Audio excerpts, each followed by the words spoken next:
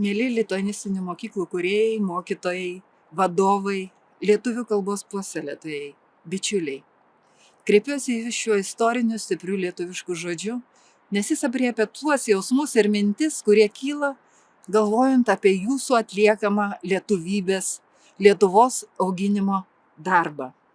Šio žodžiu mūsų protėviai įvardijo bičių globėjus bitininkus. Jie vienas kitam talkino, patarė, padėjo rūpintis, kad mažieji augintiniai būtų sveiki, sėkmingai peržiemotų ir sulaukę pavasario galėtų išskristi naujam gyvenimui. Jūs, lituanistinių mokyklų mokytojai, sukūrėte šeimoms pabirusiams pasaulyje mažuosius lietuviškumo namus. Tėvynės saleles, pilnutėlės bičių duonelės, savosios kultūros žiedadulkių.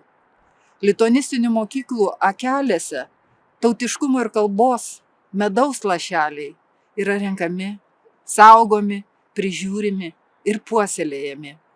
Dalijami iš širdies į širdį, tiesiant savasties stiprybės tiltus lietuvių vaikams ne tik į artimą ratą, kasdienį gyvenimą, bet viliamės ir tolyn į mylimą Lietuvą.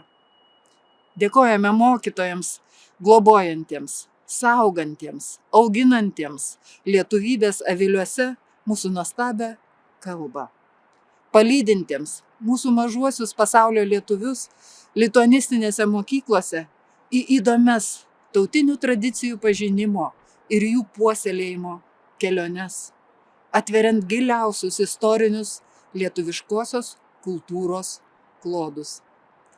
Ypač noriu padėkoti akademinį ir kultūrinį darbą plečiantiems, lituanistikos centruose užsienyje dirbantiems mokslo ir švietimo darbštuoliams, formuojantiems ir kantriai statantiems šiuolaikišką, tvaresnį, įtraukesnį tarpkultūrinio bendradarbiavimo korį. Visiems tikintiems, kad mūsų kalba, istorija, valstybė yra ir intelektualinis turtas, kurį puoselėdami stiprėjame patys ir kuriuo dalindamiesi kuriame gražesnį, turtingesnį ir išvalgesnį šiuolaikinį pasaulį.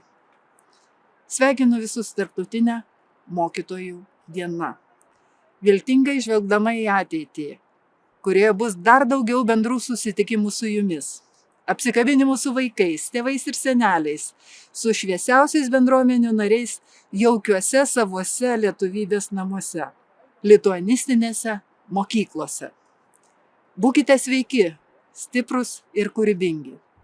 Nuostabių turiningų mokslo metų visiems jums, mielieji pasaulio lietuviai.